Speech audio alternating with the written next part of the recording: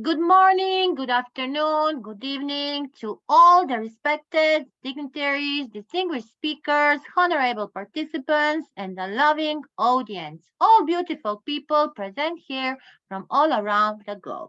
I, Ms. Nada Ratkovic, IIU board member, country director, IIU Croatia, the president of Research Center IIU, and the co-founder of IIU Europe, welcome you all to the first Blockchain Technology Summit 2023, organized by International Internship University and IIU Research Center. Yes, learning and growing together by sharing knowledge and experience with IIU and IIU Research Center and our global experts on the topic of current interest blockchain technology. Blockchain facts. What is it? How it works, and how it can be used. Today and 3 more days, you will be also an expert with our experts. So, International Internship University is a leading virtual education system, and together with IIU Research Center, a unique hub establishment together will provide you an amazing 4 days, an amazing blockchain technology summit under the leadership of our great Sir Piyush Pandit. So I will not talk a lot today. Me, Professor Nadarat Coach, as a president of IIU Research Center, today is really honored and I can say only learning, growing, sharing, and unlimited access to knowledge. IIU and IIU Research Center is a place where educators are able to share their knowledge, experience around the world. And our educators are always inspiring new, innovative ideas and attempt to set up quality education for the future generations. Let us today acquire a knowledge of blockchain technology. Yes, you can. You can change the world with technology. So I think that each person today, when I say, yes, you can, I have today an amazing personality who will open this ceremony, who will open this ceremony of the day one of the first blockchain technology summit. She is well-known Professor Dr. Queen Elizabeth Lucas Afolaulu. She is a speaker, global advisor, youth mentor, entrepreneur, a woman of multi-skilled and gifted, talented writer and publisher. She is a CEO and director of Yes You Can International. She's a honorary professor and counselor of IIU, an award-winning author, and she had written and writes still many books and also, she is inspiring and motivating all around the globe. Dr. Elizabeth Lucas is a mindset and transformation coach, relationship and family mentor, and she's honorary awarded professor counselor here, as I said, at IIU with honorary doctorate in psychology, counseling, and others. And I think that I will not finish till tomorrow if I continue talking about our great Professor Dr. Elizabeth Lucas, our great queen. So let inspire us. Let inspire our audience. Welcome. Thank you so much, Doctor. Thank you so much, Professor Dr. Nagda, our great president of IIU Research Center, and also the vice chancellor or the co-founder. I hope I'm missing that. Anyway, thank you so much. I first of all want to say thank you to Sir Piyush Pandit, the founder of this great university, International Intensive University. What a great university that is transforming lives, impacting lives, and also empowering us to do more than what we are doing. I also want to express my gratitude to all our great, great leaders on the platform. Thank you so much for the hard works you are doing out there. Thank you so much for willingness to learn more than what you've known. And also congratulations for another great time together to learn, to share, and also to impact into other people's life. So you are all welcome. What are we talking about? We're talking about the Blockchain Technology Summit. That's what we are here. Oh, wow. Yes, everything has changed for the past 10 years. I remember when I first started my own journey. I started as a secretary, as a typist, almost 30 years ago. The only thing we can think of is manual typewriter, and we keep doing well with that. And then I relocated to London, where I thought I can continue with my manual typewriter. From there, I realized it's a new environment and it's going to be a new change, which I need to embrace. So I moved on to start my journey of training from manual typewriter to electronic typewriter, from electronic typewriter, moved to the computer, and even the computer, there's Microsoft Word, there's Microsoft Perfect, there's so many applications that we have to learn. And that is how that has led me to where I am today. Willingness to learn is very important. It will push you forward. It will move you forward, and it will upgrade you to the next level. Here we're talking about the blockchain technology. Very important.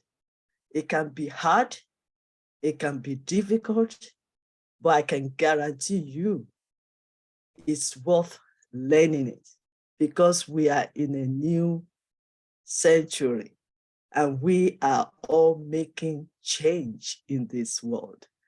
So I just want to seize this opportunity to say thank you once again for International Intensive University that is bringing changes to our doorstep, giving us the opportunity to learn new skills every day, encouraging us and bringing all the experts from all over the world to come and teach us, to come and train us, to come and help us so that we can gain knowledge and we can renew our mindset as well. Because if we don't grow our mindset, there will be no change and there will be no transformation. So I want to encourage us all as we continue this journey of technology world, and as we are all coming together to start this 3-day summit. Wow, I am ready. And I believe all my great leaders are ready to learn great stuff and to improve our performances and to increase our knowledge and to renew and grow our mindset and be ready for tomorrow. One of our greater speaker, writer, always say, and I quote, he says, education is preparation for the future. Education is powerful. Education is the key to the future. And that is what I will leave with you today, that keep learning, because learning is living and learning is lifelong. It's worth learning because you are a leader, and all the leaders must become a learner and a researcher. So welcome to this blockchain Technology Summit. Let's roll it together, learn together, stand together, grow together. And guess what? Yes, we can. This is Dr. Elizabeth Lucas Afolalu. God bless you all. God bless you. God bless you. Great, Dr. Elizabeth, our amazing queen. You are our inspiration and motivation. And we cannot start nothing if we can say, yes, we can, because we need to do all. We need to do, and even we think that we don't can do that, we will do that because we have think about that. Thank you. Thank you so much. Thank you for your great words, for your inspiring words. A big, big, big clap for our great Dr. Queen. Now we are starting. We are starting after our great guest of honor with our first expert. He is coming from India. He is well-known Professor Arun Kumar Rana. He has completed his BTech degree from the university and MTech and PhD degree from Maharishi Markandeeshwar. So I want to say that his area of interest includes image processing, wireless sensor network, Internet of Things, AI, machine learning, embedded system. Professor Rana is currently working as assistant professor at Galgotios College of Engineering and Technology, Greater Noida, India, with more than 16 years of experience. Professor Rana is a collaborative researcher and listen this, he has published, I have here more than, I think, Professor Arun, if I say wrong, more than 30 SCI papers, 30 and more Scopus papers, 25 chapters, 25 papers in national and international conferences, and also published 10 books. But you cannot follow our great Professor Arun Rana. He has more than 1,000 citations. And yes, all I say, I think that Professor Rana is one of the leading researchers, and everything what he's doing is inspiration also and motivation for us.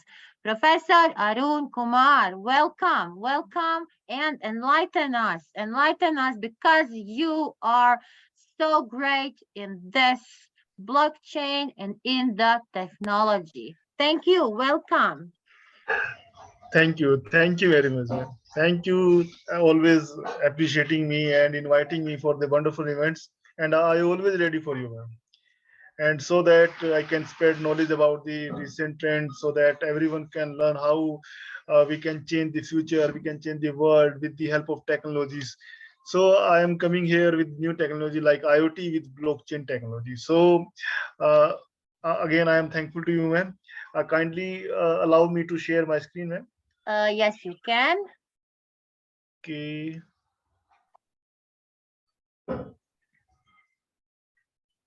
My screen visible?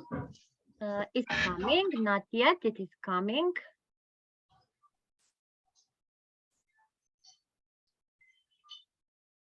Now visible. Kindly confirm. Yes, yes, it is. Now it is. So please, if you can put a full screen. Great. Thank you, ma'am, for confirming, ma'am. Nowadays, we know everything is going to become smart.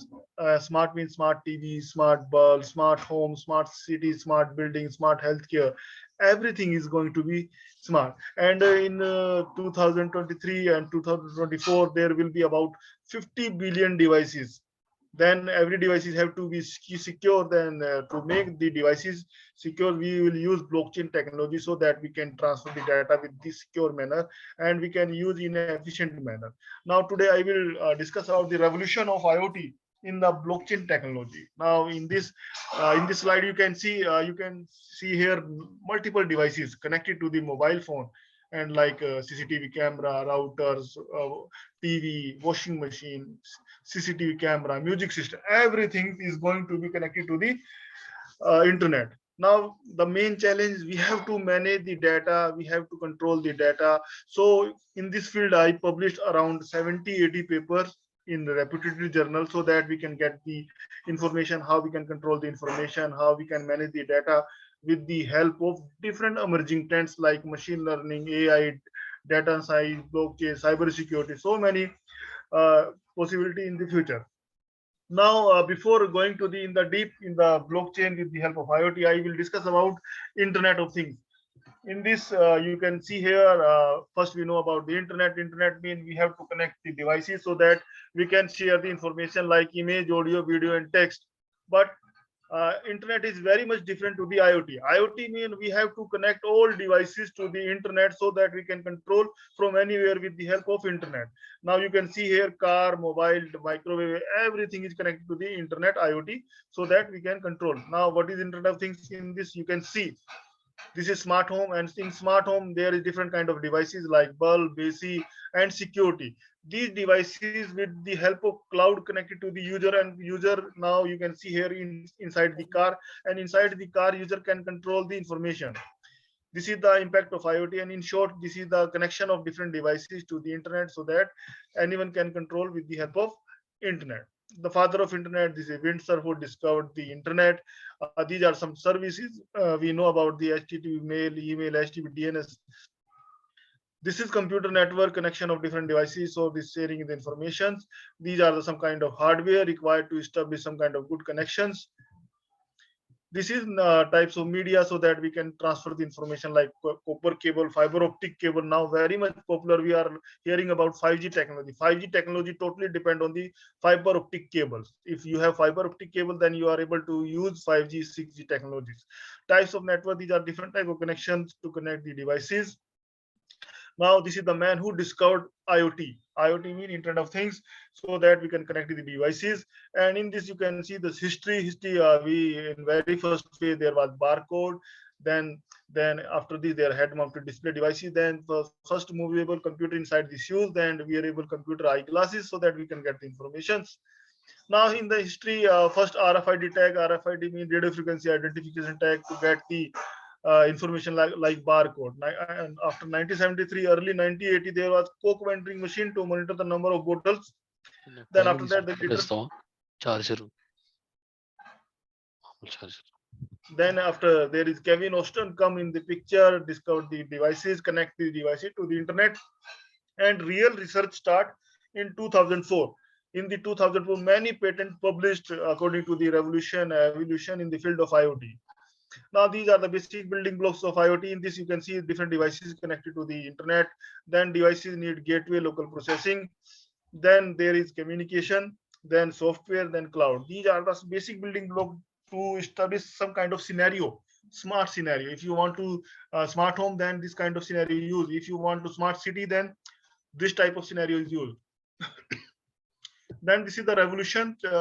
This is the revolution in the field of technology. First steam machines, then electricity, then PLC, then industry 4.0 revolution. Now we are in the field of industry 4.0 revolutions. Now these are some principal factories now going to become digital. Some simulation tool used for the data processing, efficient factory regarding energy resources to utilize for the proper manner.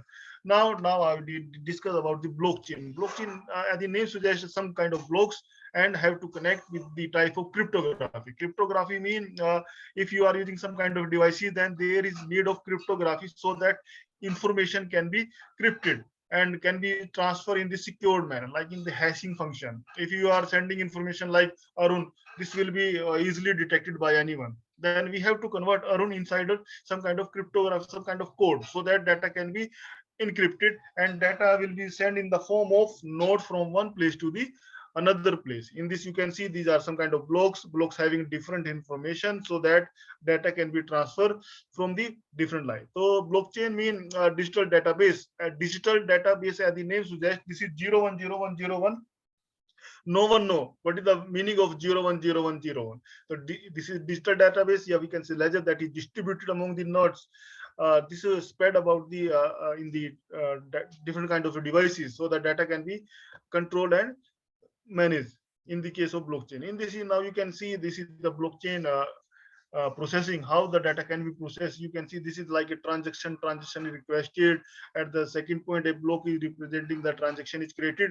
Then this the transaction parallel to the block, and then block transferred to the sent to the every nodes in the network. Every node will receive the about the node information in the transaction. Then after getting the transaction of the nodes, then the nodes at the fourth point and the fourth process node validate the transaction and receive the reward of proof of work. If this is not valid, this is rejected by the every user, and then this node will not process for the fifth stage. In the fifth stage, that you can see the block is added to the existing blockchain and transaction is complete. This is the overall process of cryptography. In cryptography, you know, the conversion of different kind of device. Here is I am showing the example of transaction. We can also use the showing of IP address. Actually, in IoT, Internet of Things, we have to connect different devices with having IP address. For example, if you are using some kind of mobile and you want to connect to the internet, then you have to use IP address. So in case of this blockchain technology with IoT, IP address have to convert some kind of code, so that no one can retrieve the IP address, so that your information can be easily transferred and in secure manner. This is the scenario. In this, you can see different IoT devices. This is the network. The information of IoT devices converted into the blocks, and then converted to the server place, and then retrieved by the user with the help of phone. And before the benefits of blockchain with IoT, I will show one paper, published paper, my SCI paper. This is very high impact published paper in applied science journal. This is Q1 category. This is number one journal in the field of SCI journal. In this, you can see this is my topic: rise of blockchain, IoT, secure device to device architecture and simulation scenario. In this, you can see I design a secured architecture. This is my scenario, IoT scenario. This one. In this scenario, you can see smart healthcare, smart building, smart industry. Every thing have to connect internet with secure manner, and this secure manner is only possible with the help of blockchain technology. Now, this is the some kind of scenario of IoT scenario in which we are sending some information with the device to the other devices. But for the security purpose, we have to manage with the help of blockchain. Now, in this, you can see this is the scenario. This one. In this, you can see these are different kind of devices on the baseline. These are sensors, sensing devices, and then device data have to transfer network layer. Here is this is the router. Now we have to manage data at the network layer. This is my research paper, and I designed some kind of algorithm on the network layer, so that data can be secure with the help of IoT technology in this. So this is my proposed device architecture, and this is my scenario. This is scenario with, you can see here, 6 mode. 6 mode means 6 sensor. Here 6 sensor I deployed. Then I do some testing, and after this there is 12 modes, mean 12 nodes. 12 node means 12 sensors. Here 12 sensor is deployed. We can say sensor and modes is similar. And after 24 modes, yeah, 24 sensor. After the 48, these are different kind of scenario I utilize in the software. Contiki software. Contiki software is an open source software, free of cost software, in which we can deploy some kind of virtual environment. We can test the environment. After the testing, we can go for the physical establishment. So this is about the some kind of proposed algorithm and proposed architecture, and these are some kind of benefits.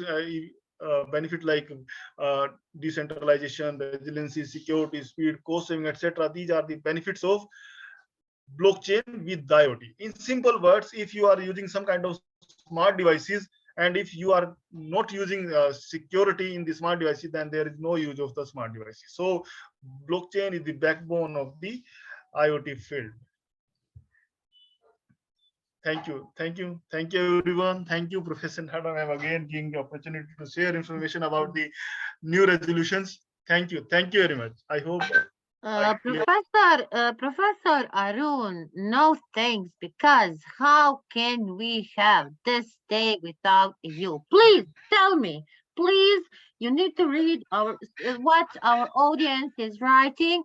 You are an expert here, and how you explain us great what on the simple way, what is blockchain and what you are doing, your paper. So I'm sure you can please put a link so we will get in the chat so people can also read it, because I think that it is really necessary. It is really necessary to read that and to learn more about that. I like how you explain how blockchain works. We need a transaction that it is first we need to request a transaction, then a block will present the transaction we created, then it is sending to a network. You know how I say to my students always, what I say, that is a transaction of money. That is the way how we are getting money. So I always say you need to learn if you want to have money, and you can use your credit card only if your parents give you money. But when you start to work, it will be very hard. Professor Arun, thank you. Thank you so much. Thank you so much Very for welcome. your great speech and presentation. You are always welcome here. Thank you. Welcome. And thank you again to inviting me. Thank you very much. Thank you, everyone. Big clap, please. A big clap for our great Professor Arun. Professor Arun, you can close your presentation. Yes. Yes, thank you. Thank you so much. Thank you. Let us see now. Let us see now. We have here also so amazing experts. Now we will still stay in India, and we will invite a woman. We will invite a woman, and we will hear what a woman will say on this topic. Let me present our next speaker, next guest speaker. She is Dr. Anjum Nazir Qureshi. She is coming from India, working as an assistant professor in the Department of Electronics and Communication Engineering at Rajiv Gandhi College of Engineering, Research and Technology, Chandrapur. She's a freelance trainer and motivational speaker. She has published more than 20 research papers, 5 book chapters. She has 2 patents based on the area of interest. She's a multi-award winner for her excellent work done in the field of education and social work. Before our great Dr. Anjum start, I want to say also for Professor Arun, he is a big inventor. He has so many patents, so many innovations. Professor Arun, you are really brilliant. So we have a woman inventor here. Welcome, Dr. Anjum. Enlighten us. Thank you, ma'am. Thank you very much. I will just share the screen.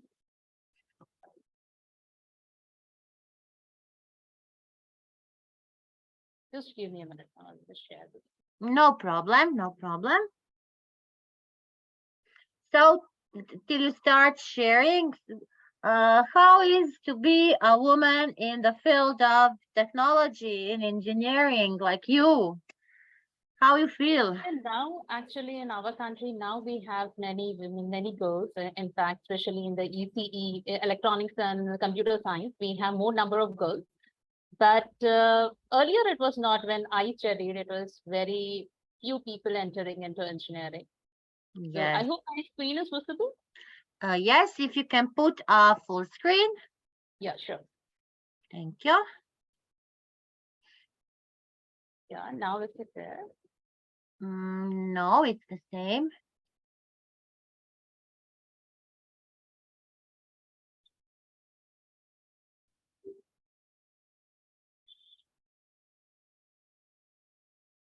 Yes, it Now, is great. It is great. okay, thank you. So I'm here to speak on just a term that is called as decentralization, which is used in blockchain. And first of all, I would like to thank the International Internship University and especially Professor Naja for the lovely introduction and giving me a chance to present something related to blockchain. And blockchain is also one of my area of interest. So blockchain technology, it has generated massive interest in the government, enterprises, and academics because of its capability of providing a transparent, secure, and standard-proof solution for interconnecting different stakeholders in a trustless setup. And in January 2021, the Ministry of Electronics and Information Technology has published a draft on the National Strategy on Blockchain, and it highlights 17 potential applications that are of national interest. And yes, blockchain has become a very popular topic in the field of research and mostly like people talk about artificial intelligence and machine learning, deep learning, but there is a hype about blockchain also, and people are talking about different applications of blockchain. So before I start with decentralization, let me just tell you some of the myths that are associated with the blockchain. That is, first myth is that the Bitcoin or any other cryptocurrency is equivalent to blockchain, because many times the people mix up the two concepts and they say that we should remember that blockchain is a technology that is used to design Bitcoin or cryptocurrency. So you can just consider that the Bitcoin is an equivalent and the blockchain is the electricity that runs it. So it provides support, power and support to the cryptocurrency. And there are numerous applications on blockchain that are not related to the Bitcoin or the cryptocurrency. Then the second myth that is associated with the blockchain is anything and everything in the world can be solved using blockchain. It is thought that any kind of fraud or any kind of corruption can be solved using blockchain because yes, like blockchain is used for security purposes and especially with IoT as Professor Arun was speaking about. Yes, it is the technology that has been invented by the people working from different domains, and it also has, because it is a technology, it also has its own limitations as well. You can solve many problems, but you have to think about the application where you have to use the blockchain. So whenever you are designing an application, you have to keep in mind both the pros and cons, and then you have to think of whether or not you should be using the blockchain and what purpose you have to use it. The third one, the myth that is associated is the people mess up between blockchain and distributed data. The people think that distributed database can be replaced by blockchain. So blockchain is not at all a distributed data. The database technology and the blockchain both have their own applications, and it has to be learned separate. For some applications, blockchain might work well. Well, for some distributed database may work well. Well, you put the database to a blockchain, you have to think what data you should put to the blockchain and how you can utilize the blockchain to better solve your problem. So you cannot store any kind of data on blockchain as it is not designed for it, and you have to store if you have to store large data or file on a blockchain, so sometimes it is not considered to be a good use case for the blockchain. And yes, blockchain actually revolves around this term, that is the decentralization. So now let's just say, why do we need decentralization? So supply chain management. So it is one of the applications of the blockchain that we use. And here I have just tried to put an application for the petroleum industry. So we know that when in the petroleum industry, there will be some companies which are involved in exploration of the crude oil, and the some which will be transporting it, and the others, and then we have to refine it, and then the distributors carry it, and then it reaches the retailer.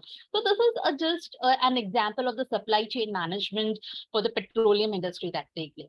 Now here, if we look at the petroleum supply chain in India, So it is being controlled by the Ministry of Petroleum and Natural Gas, and it will be the different organizations or the enterprises that are working in.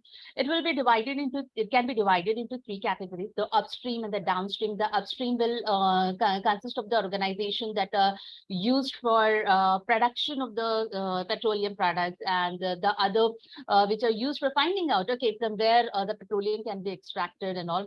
And the downstream will work on the refining and marketing, and the industry bodies, of course, where they are making some kinds of rules, regulations, or something that are actually controlling this supply chain of petroleum. Then, when we think of a successful supply chain, so these are few requirements. First, we have to minimize the material procurement. We have to maximize manufacturing capacity and sales. We had to meet the demand numbers. We had to respond quickly to the market opportunity by purchasing the production shortfall from other operators. Then the objective of the production unit should be, of course, to maximizing profit, its throughput, and its margin. And the procurement would purchase the feedstock, but not the test feed at the low cost. And some more requirements are, when we are thinking about the supply chain management, then we need a strong coordination among the operators, because this some 6 different blogs as I told about the supply chain management. So we need there should be a strong coordination, right, starting from the production to refining, marketing, and then going to the final retail. In this whole process, we need coordination. So here a question arises. Who will establish this coordination?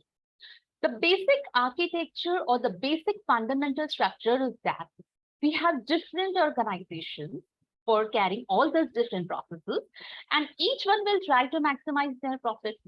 So when everybody is sharing the common product, the crude oil, and then the different products that are derived from it, so everyone is going to do business on it.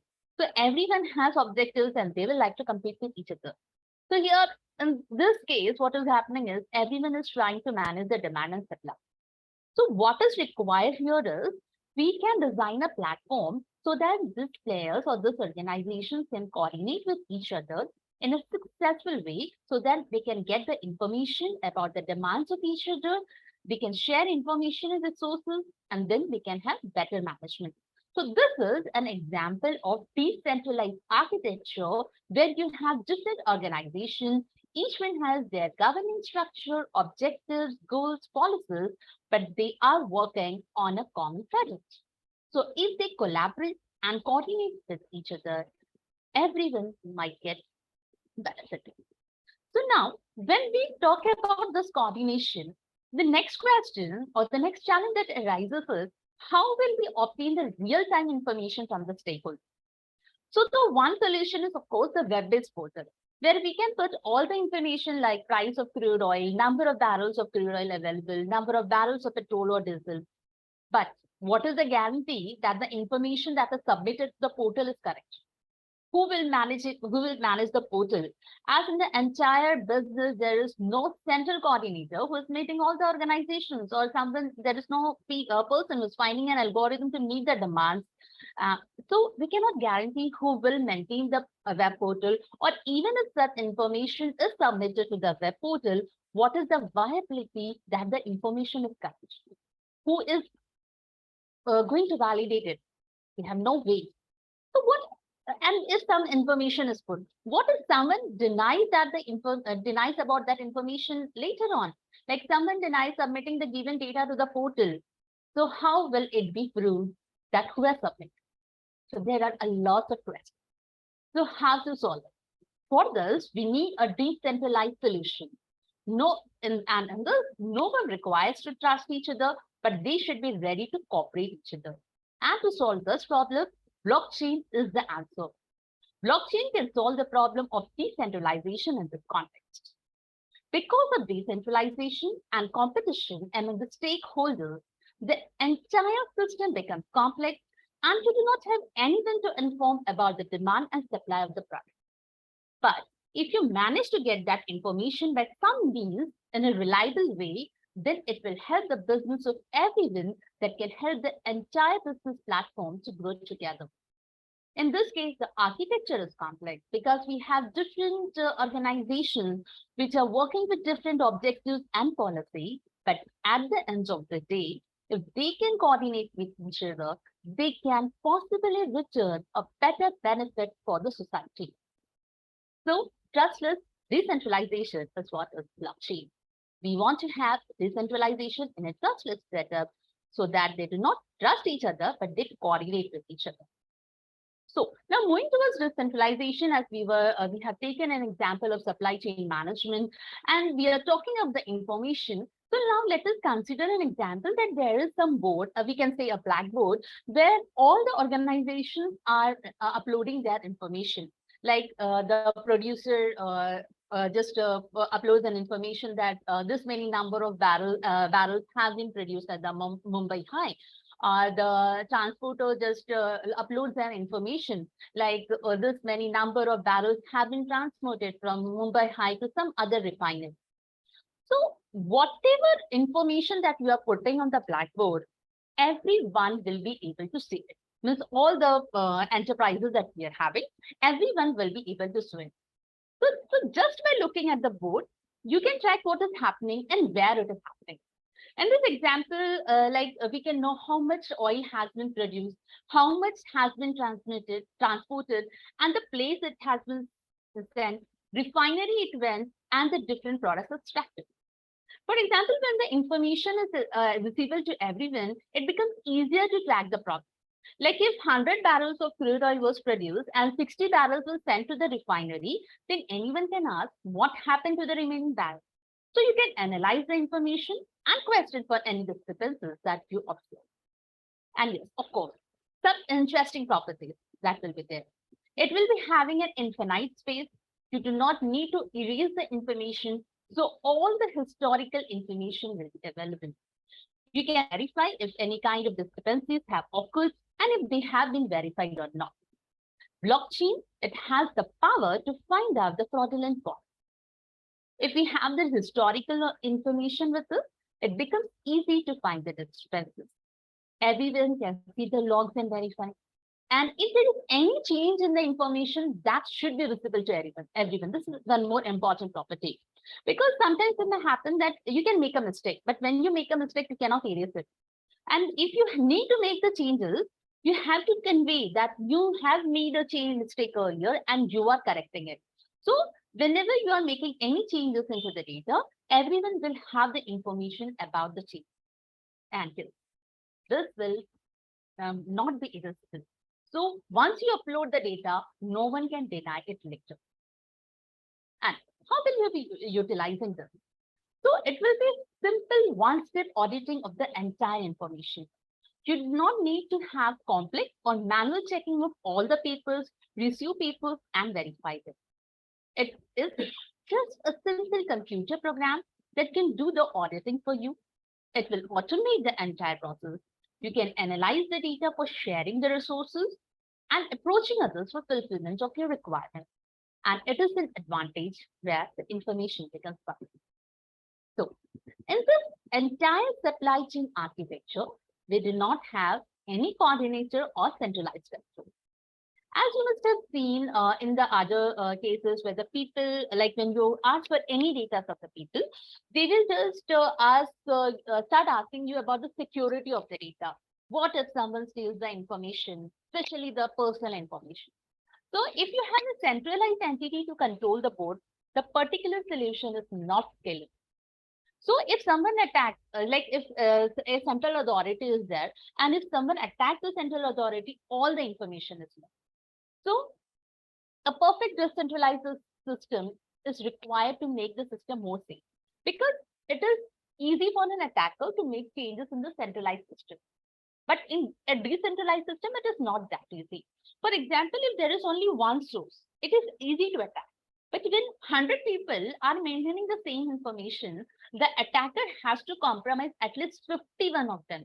And in that way, the decentralization will improve the security.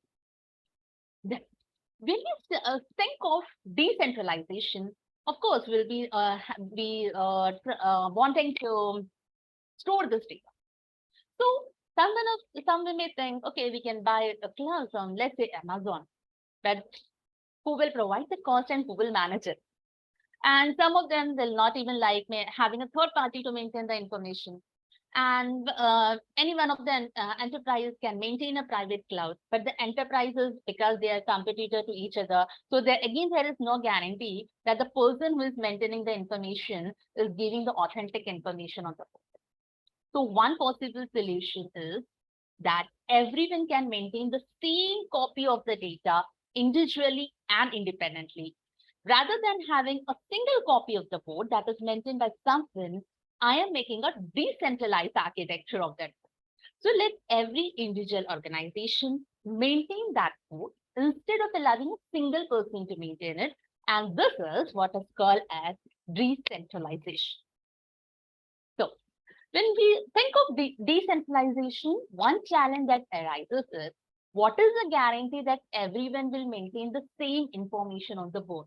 Because we are talking about everyone is having the same copy of data.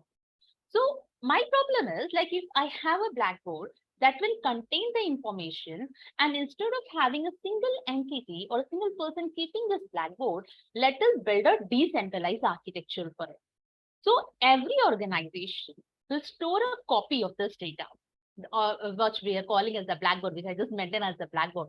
So now again, a new problem arises that I need to have something to maintain that the information on this board should be consistent. So my architecture says that no one is the sole owner of the data, but everyone has the copy of the data, and there is no central database. So everyone holds exactly the same copy of the data at the same instance of time. So now what I was talking about Blackboard, now we are just bringing into blockchain. So what is the blockchain? It is the immutable, often only ever growing chain of data. So data that is once added cannot be deleted or modified. No one can change and no one get. So every individual player will maintain the copy of the blockchain. So you can process that local data source and find an answer to your question. So here, like I was talking about the decentralization, so I just come here to the formal definition of the blockchain. Like, new information is added to the chain in the form of block, and therefore this technology is called as blockchain. So whenever you are adding a new information that is in the form of block, and then I am forming a block of certain information, and I am applying some technique to append the new block with the existing blockchain. We have to ensure that the same block is appended with all the local copy of the blockchain. And the entire data structure is the chain of blocks, and so we call it blockchain. And yes, of course, the backend architecture. So when we have this kind of architecture, it will ensure that every party has the same view of the blockchain always. The information is transparent so that everyone can verify it and validate it. And like we have used the concept of Blackboard, everyone can validate and verify the information by looking into the historical information and its local copy. And the blockchain can be called as decentralized, immutable, and on the public ledger, as everyone will maintain their own copy, and whatever information they want to log in the blockchain, they do it publicly and everyone can see it. So with this, I come to the end of my presentation. Thank you. Thank you. Thank you so much, great Dr. Anjum Nazir, for this presentation, for the speech on the topic of the decentralization in the blockchain. I really need to say that this is for me something new, because I never think about this on this way and do this like this board. So really amazing. Big clap for you, for a brilliant woman, for a great work you are doing. Keep shining, because like a woman, we feel that we need to be a support to each one. Thank you so much. Thank you very much. Now let us see, we have here our next eminent guest speaker expert. He is also coming from India. He is ADV Sushant Samudrala. He is a cyber law expert and techno-legal consultant. He is a CEO of the Sushant IT Law Associates. Welcome, respected Sushant. Enlighten us with your great speech and presentation.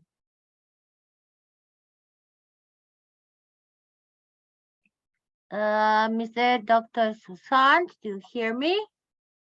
Please unmute yourself, please. Yes. Yeah. Thank you. Can you hear me? Yes, yes, yes. Yeah, Thank yeah. you. Thank you so much for the kind words and introduction. And it's my pleasure, and I feel a great privilege to be part of this wonderful event. And thank you so much for inviting me. And if I may be permitted to share my screen.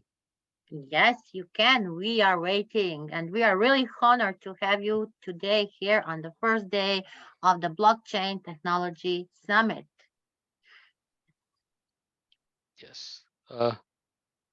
Just please give me a minute. I'm just sharing my screen. Yeah. Is my screen visible? Uh, yes, yes, it is. Yes, yes. Yes. So I'm on a slightly different note today. We had very good presentations. Congratulations to the other participants as well. I'm here to just talk about the legal trends of 2023 and blockchain, because I practice in the area of technology and law, and that fancied me into exploring few clients across the globe on blockchain. Had the privilege of working with clients in about 80 plus countries in the area of technology and law. And I thought I just give on basic disclaimer, because unlike the other technical sessions, talking law, that to a non-legal audience would be a bit challenge. So this is the usual response I get when I'm taking a session. So I'm really very happy that I'm not able to see your videos. So let me see whether I will be able to change that. The first thing that I would like to start off today here is, I think, something to do on Chat GPT. I think that's the uh, hot buzzing word today, and I see a lot of activities happening across the intersection of blockchain technology and Chat GPT, and more so when both of these technologies are clubbed together. I think they can do something which is totally unimaginable. And with blockchain technology uh, coming up with smart contracts, I think, this is a very different kinds of an exploration that I'm seeing today, more so in the light of Chat GPT. Just imagine that we're all using blockchain, and there is a smart contract that's getting generated, and all these smart contracts the has been embedded with Chat GPT, and all the terms and conditions and the rules and regulations fed or encoded into the smart contracts are generated by Chat GPT powered DAOs, decentralized autonomous organization, which typically has the ability to automate all kinds of tasks and processes. So that will be very, very interesting. But what I'm able to see on the horizon is that there are going to be a lot of legal potential ramifications that we all need to keep in mind, because the fundamental aspect is, how are we trying to negotiate, manage these smart contracts by using Chat GPT, especially in the domain of blockchain?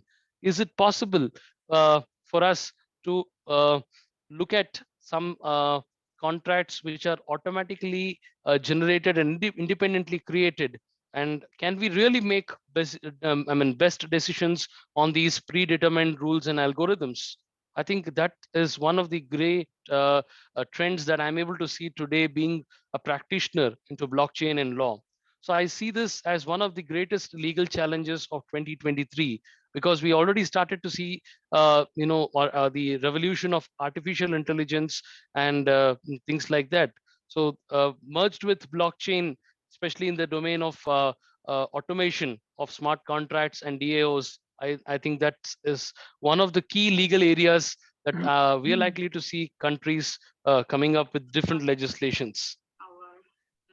And the second thing that I would like to focus here is about the kinds of cyber crimes that are taking place today. Well, blockchain as a technology is immutable, fantastic. But today, cyber criminals are being opportunistic and they're trying to think two steps forward. They're trying to affect and manipulate the data uh, before the same is fed into the blockchain. And as a result, these kinds of data manipulations would have a totally different impact, despite the fact that blockchain is immutable. So already we've started to see some kinds of cases wherein these kinds of data manipulations have already begun, and some cases have already started to come onto the desk. So I think blockchain and cyber crimes and data breaches are likely to be some kinds of new legal trends that the entire world is likely to witness, especially during this era of 2023. So, being a practitioner of blockchain and law, I see this as a very good developing area. And I believe already countries have started coming up with distinctive blockchain legislations. And representing India, I can tell you that though we do not have a dedicated law on blockchain, but broadly, all blockchain transactions are broadly covered under our existing cyber law, which is the mother legislation of digital transactions, which is the Information Technology Act in India. And not just that, a lot of dispute resolution have already started happening across blockchain. This is in two ways. I would call this as a two-tier approach. One, primarily for resolving disputes. Blockchain is one of the good platforms, especially when it comes to alternative dispute resolution like negotiation, mediation, arbitration, etc. And already we've started to see new approaches like decentralized arbitration services and mechanisms wherein the same have been embedded to the smart contract itself to address the contractual challenges which may be brought around by smart contracts. Already we started to even see different kinds of legal challenges wherein, in one of the cases, a former employee of a blockchain company was sued because he allegedly violated a non-compete agreement. I think all these kinds of issues would bring about questions of how smart contracts could be enforced and how they could be used to resolve disputes, especially when it's connected to decentralized and trustless system. And intellectual property today has become the toast of the times. Shall I say that in the context of blockchain, just imagine that someone creates a smart contracts that uses the intellectual property of someone else and that infringes upon their intellectual property right, maybe a patent, maybe a copyright, or maybe a trademark. And we don't have to go further in this domain because already we've seen a case uh, wherein the companies sued each other over a dispute involving the ownership of intellectual property in the context of blockchain. So R3 versus Ripple is one of the examples of these intellectual property issues that have already started to emerge.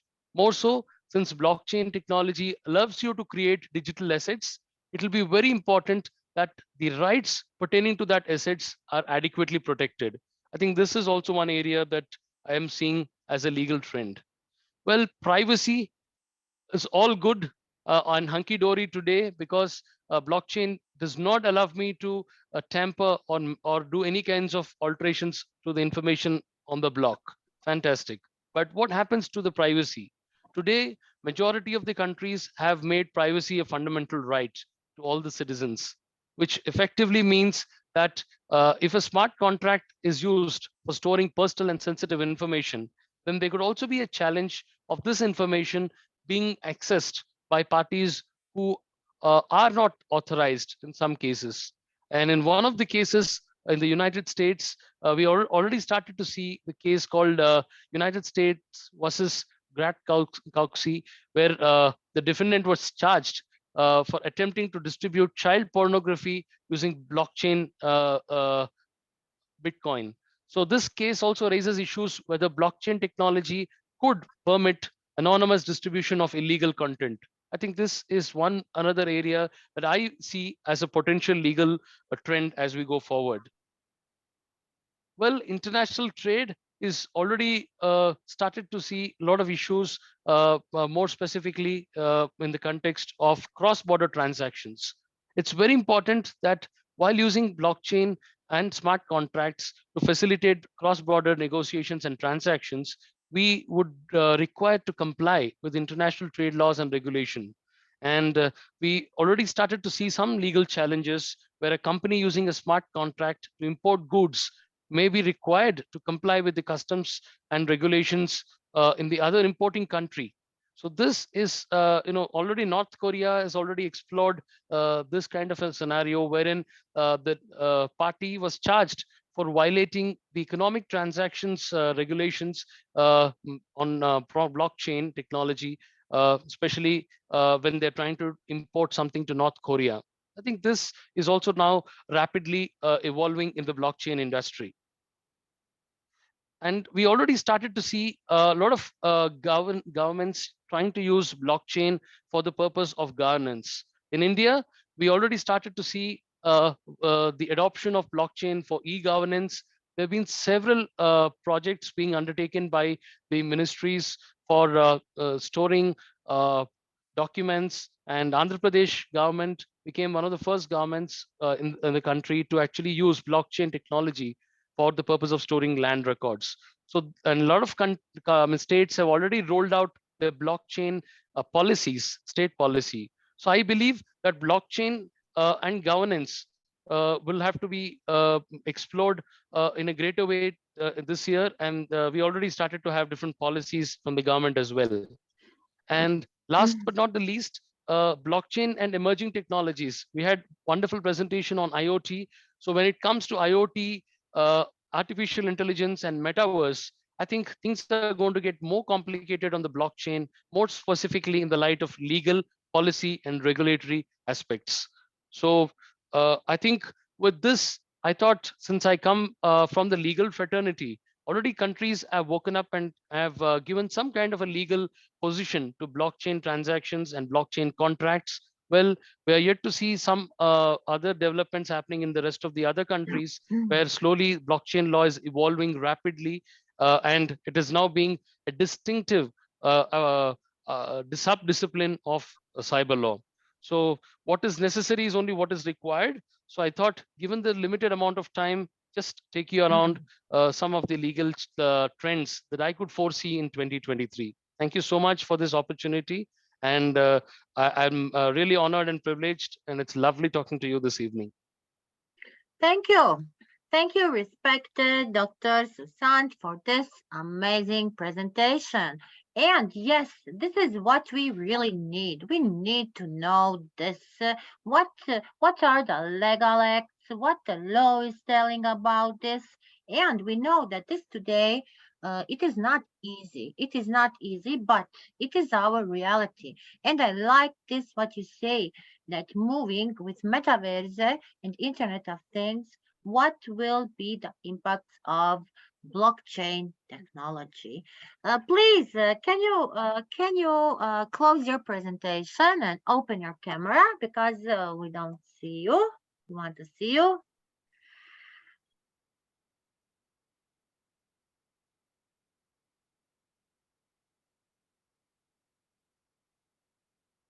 Thank you. Uh, 1 second, please. okay.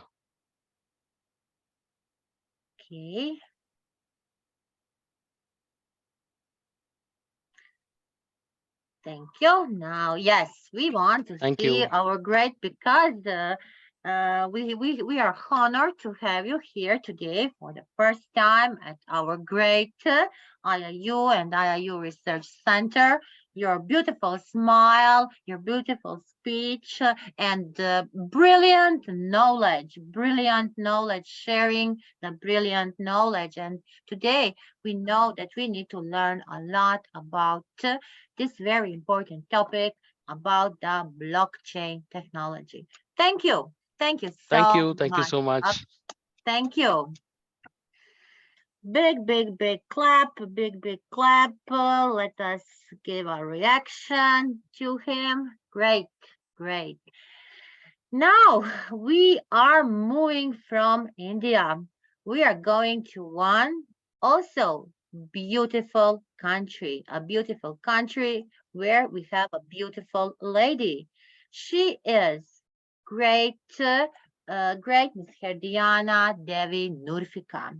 She's a certified NLP. She's a master practitioner. She's a CEO and founder of the Bliss Education Center, life coach, emotional intelligence trainer, international speaker, mental health advocate, mediation teacher, sound wave healing therapy practitioner. And today, our great Herdiana will introduce an amazing topic on the blockchain technology. Welcome, welcome, our great Herdiana. Enlighten us today with your speech. Hello, good morning, good afternoon, and good evening to everyone. My name is Rajana Nurfika from Indonesia. First of all, I would express my gratitude to the organizers, Pius Pandit sir, my dear friend, Professor Nadara Kafix, for a beautiful introduction as always, and also Dr. Sidikta, and my humble gratitude also to all speakers and participants. So before I share my presentations, let's be honest, like when we envision a blockchain, we think of Bitcoin and Ethereum, right? Because that's something like many people have seen on the internet, especially on social media or maybe in the newspaper and also any kind of electronic news as well. So the word blockchain is used to refer to the underlying technology that powers cryptocurrency that some speakers might have mentioned about it before. And there has been a lot of hype around this technology and the potential use cases it has. And one such as cases is in education, like Dr. Anjum already mentioned. Actually, blockchain can solve everything, include the education. And that's why today my topic is private blockchain in education industry. Because with the rise of cryptocurrency, there have been several concerns raised about its potential use in illegal activities and its vulnerability to fraud and hacks, like the previous speakers already mentioned. So private blockchains have been proposed as an alternative for future transaction by taking away the need for a public network, making it more secure than public blockchain. So now I'm going to share my screen. It's actually pouring outside. Not sure if you can hear the rain sound, but I hope my voice is clear enough. Yes, your Okay, voice it's is great. visible. We hear you. We hear you. Great. And now yes, you share it. Yes. Okay.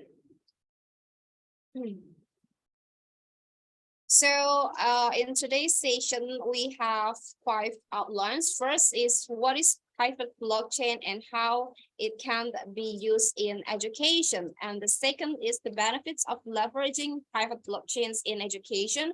The third outline is how to implement a private blockchains for educational purposes. Next is the examples of successful implementations of private blockchains in education. And the last one is the challenges that come with adopting private blockchains for educational purposes.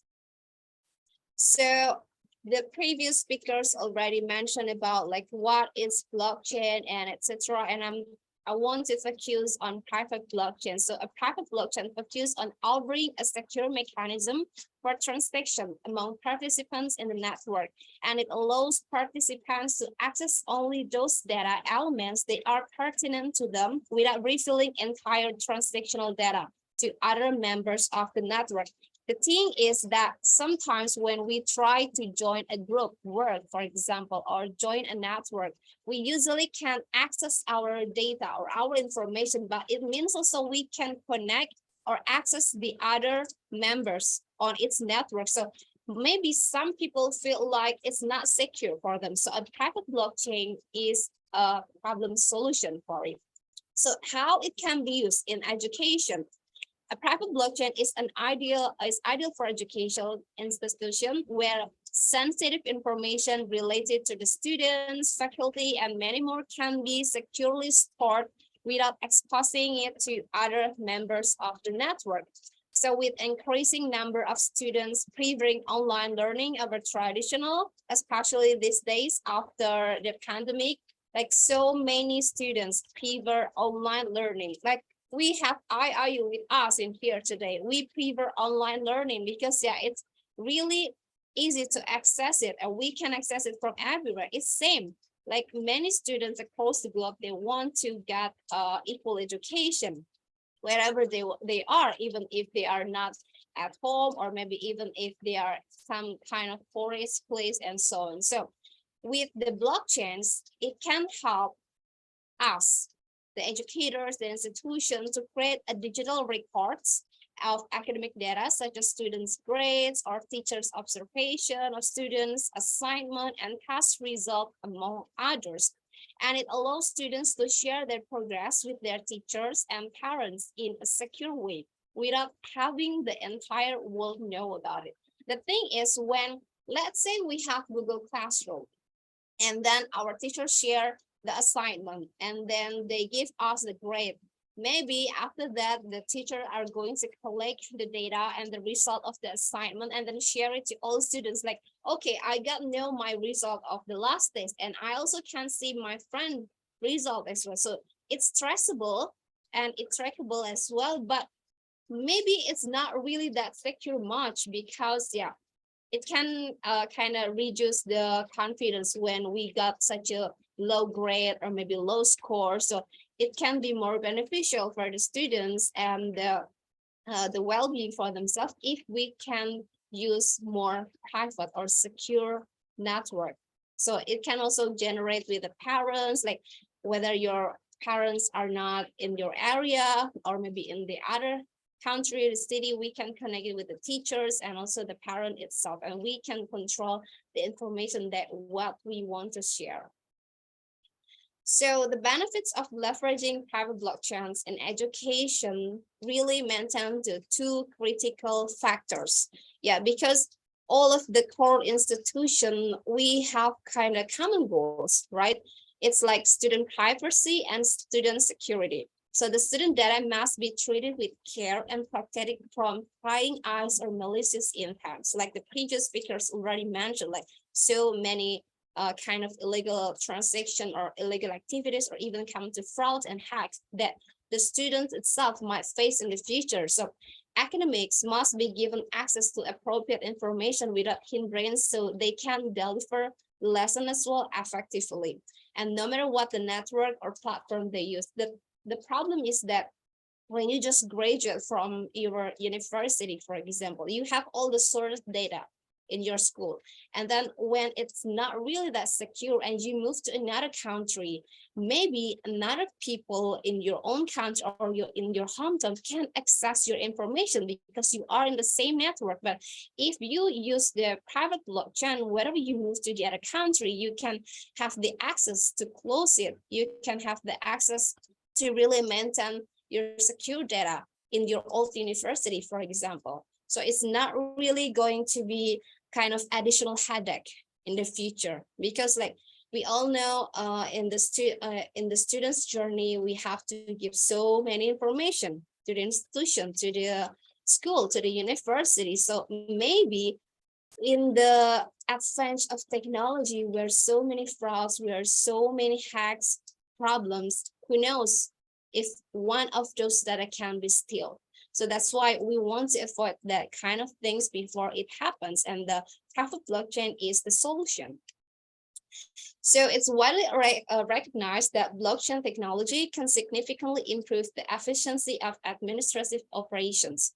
And many are still unsure about it, but actually leveraging private blockchain in education can have the result for both teachers and also the educators, because it has the potential to increase transparency and traceability in academic records, like I have mentioned before, which will be useful in promoting a culture of continuous learning.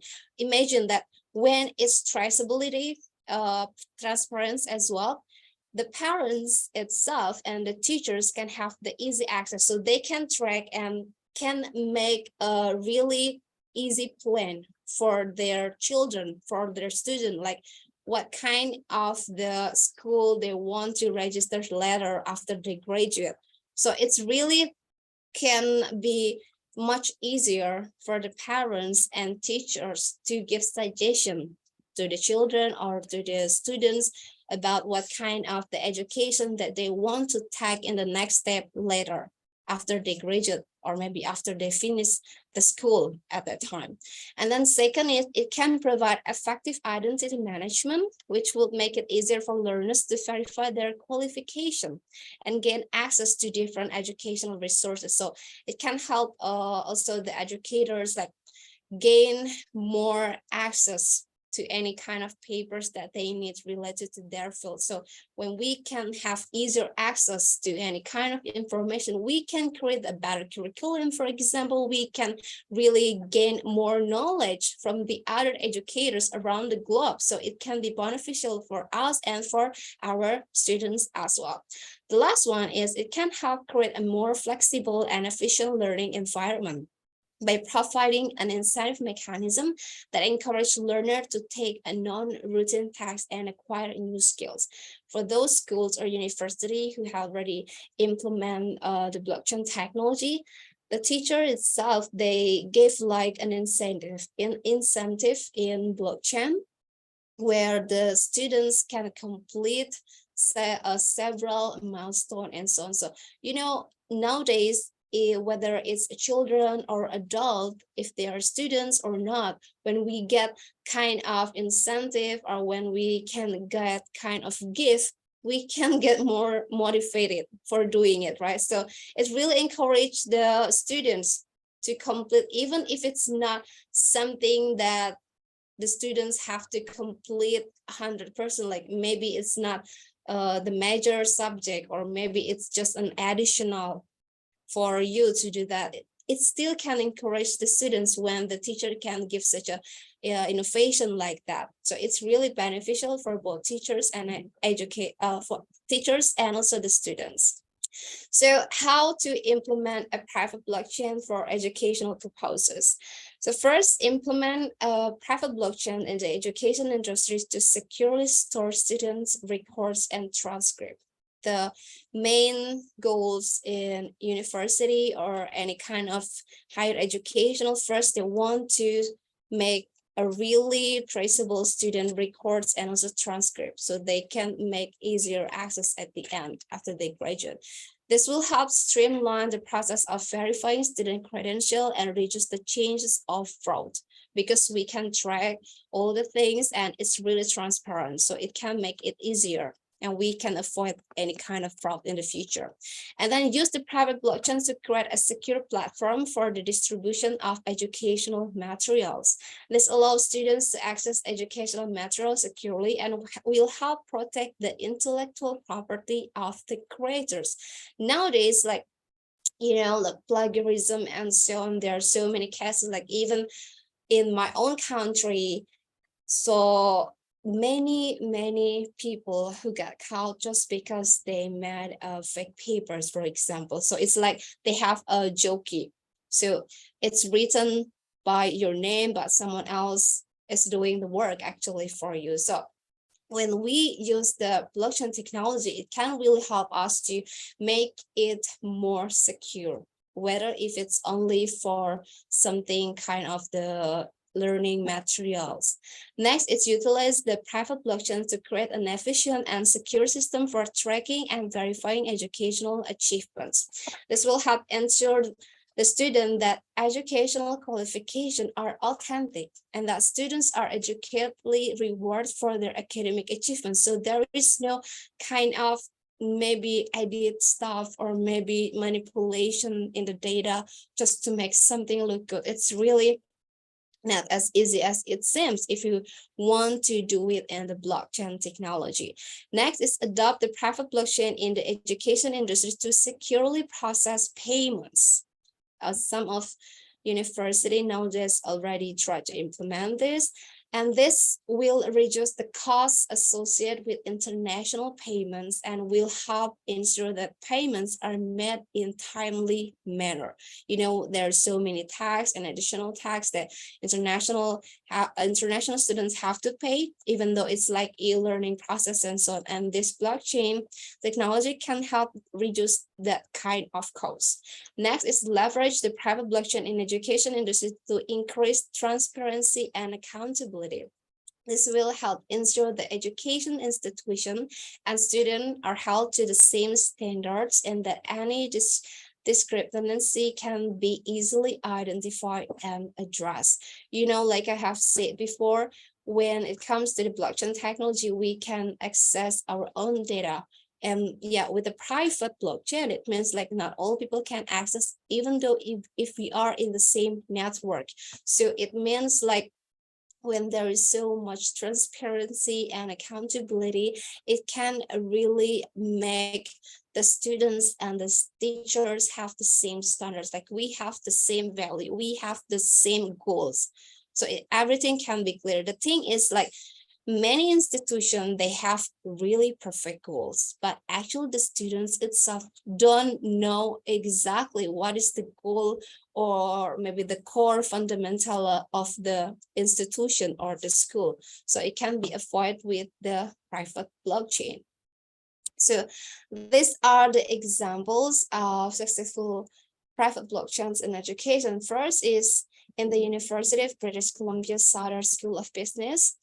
They have partnered with IBM Canada on a pilot program that issued digital certificates using blockchain technology. Like I have mentioned before, like in education, they can really make the credential much easier, especially when it comes to a certification. Next is the University of Nicosia in Cyprus, over a Master of Science degree in digital currency with courses such as Introduction to Digital Currency, Bitcoin and Blockchain Security, and Blockchain Application in Business.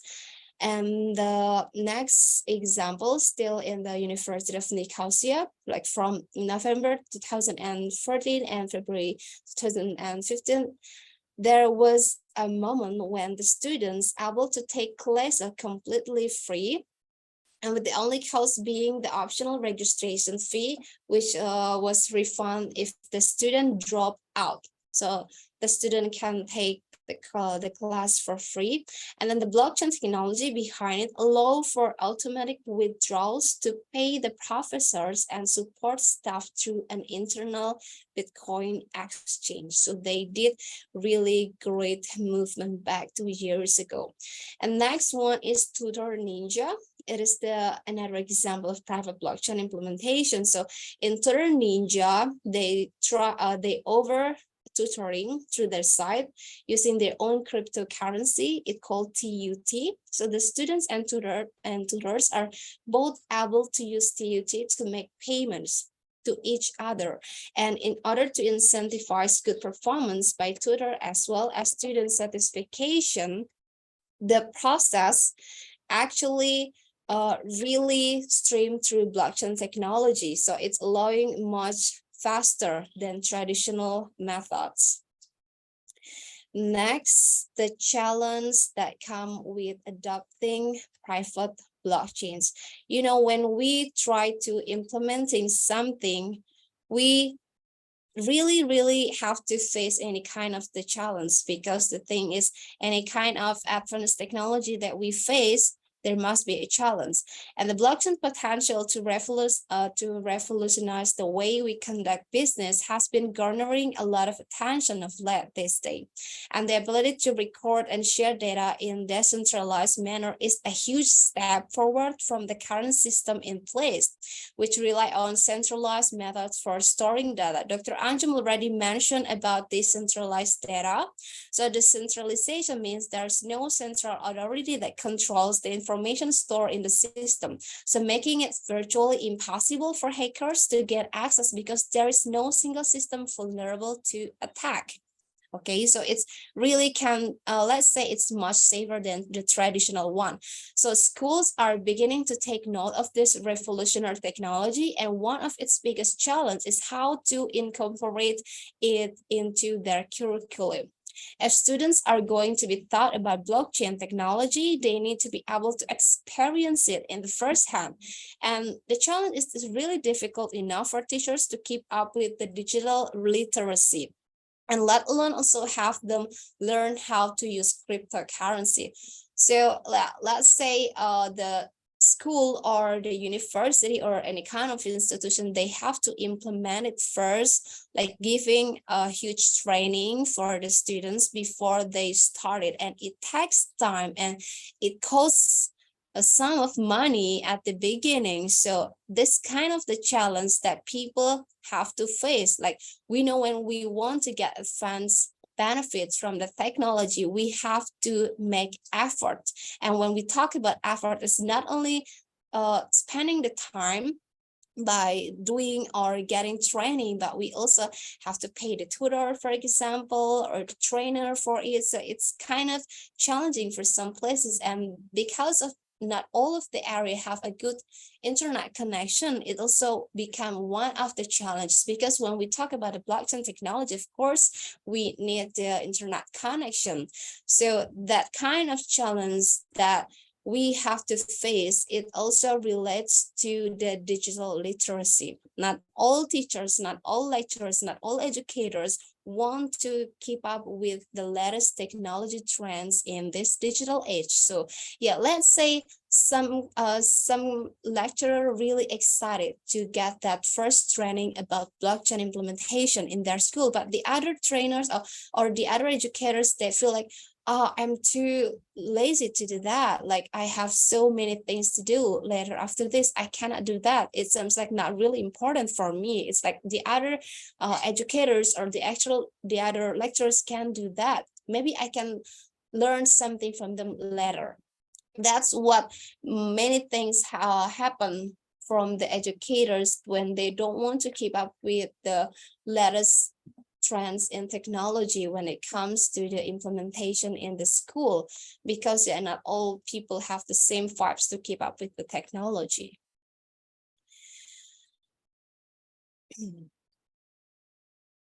So adopting a private blockchain technology for educational purpose is a new concept that is still in its infancy stage. It's different with any other kind of technology if you compare it, and it will take time before it's widely accepted, because when we want to get advanced in something, it's going to take time, and it brings with many challenges along the way. And the biggest challenge is in designing a system that is secure enough to be useful while also being easily understandable to all users.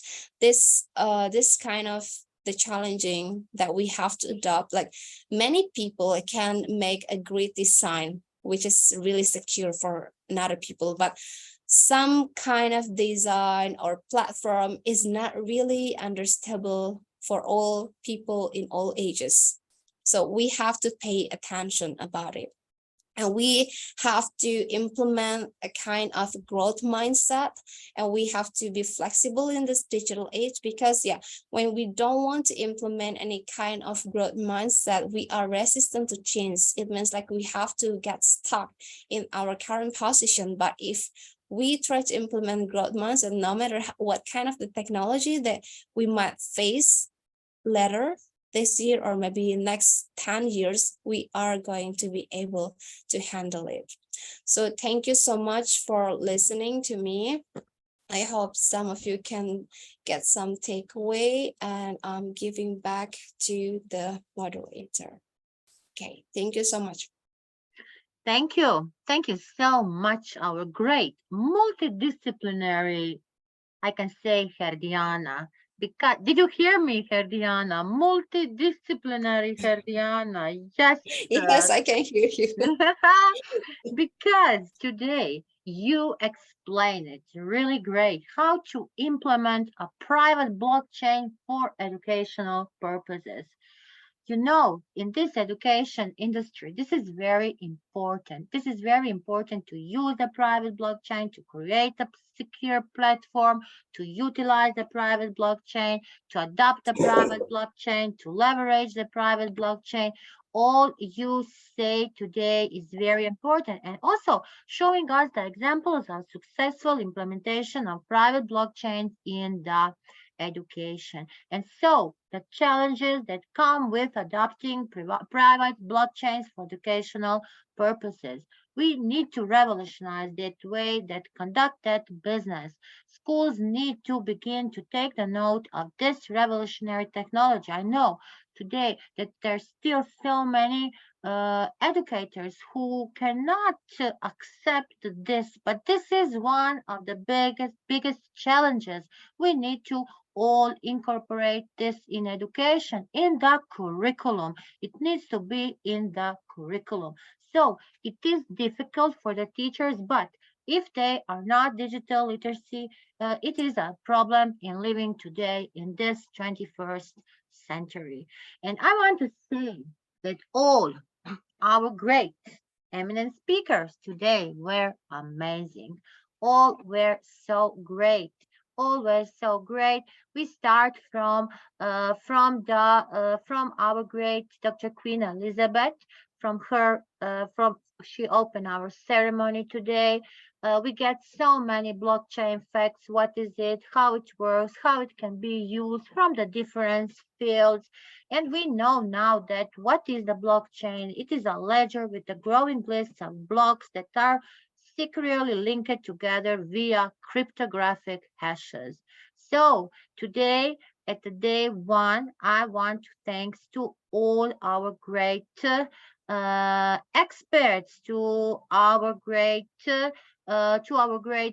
Professor Arun Rana, to Dr. Anjoy, to our Dr. Susan, and to our great Herdiana. Herdiana, you say at the end, growing the mindset. Our Herdiana is, as I said at the beginning, she's a life coach, she's an emotional intelligence trainer, she's a mental health advocate, mediation teacher, and healing trainer practitioner. She knows what really today education need. And if we compare that with Professor Arun, who is can say one of the best on the world in this field. We need to think about that. We need to continue with the learning. We need to continue with the learning. Today we started. We have 3 days tomorrow. Tomorrow we will have new experts.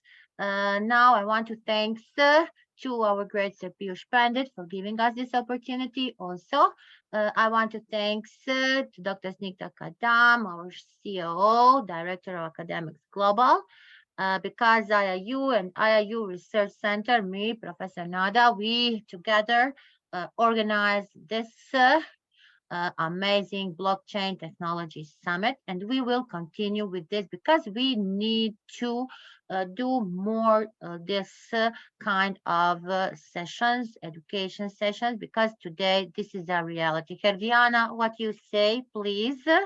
More for the end. I think this topic is really important, especially like the previous speaker talk about the trends that we need, like from ChatGPT. It's really in hype right now. We have to know about it, and maybe when we know how to use it, it can be such a lifesaver, because some kind of the things that related to the advanced technology like blockchain technology, it can really save our time and our efforts for doing certain things. So when we have to adapt to the new technology, we have to be ready for it.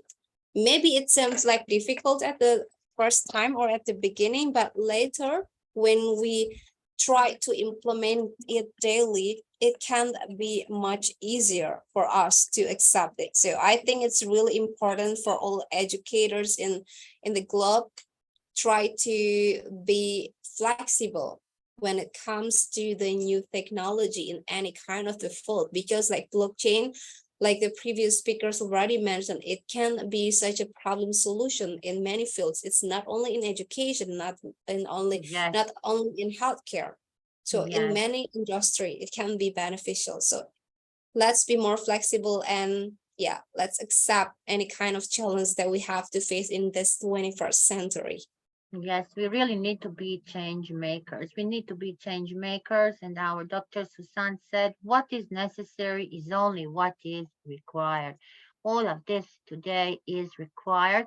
And we learn about the legal trends and we see what with the architecture of with Dr. Anjum, she explained us how to obtain real-time information from the stockholders from great examples, the blockchain myth introduction, using decentralization. So, Professor Arun write an amazing article called The Rise of Blockchain Internet of Things, Secure Device-to-Device Architecture and Simulation Scenarios. I'm very curious for tomorrow. What will we hear and learn tomorrow? So we come to the end of the session. I want to thanks to our great audience supporting us, writing the comments. You are always amazing. Thank you. Be with us also tomorrow. Till tomorrow, stay safe, stay healthy, and don't be scared of the blockchain technology. Neither nothing new because I always say something everything new for me is a big challenge, and uh, we need to fight be and live in the reality because what we learn today tomorrow is already old. So let's be in step by step with the time, and we need to be ready for the future. Thank you so much, and see you all tomorrow. Bye, bye, See bye. you. Bye.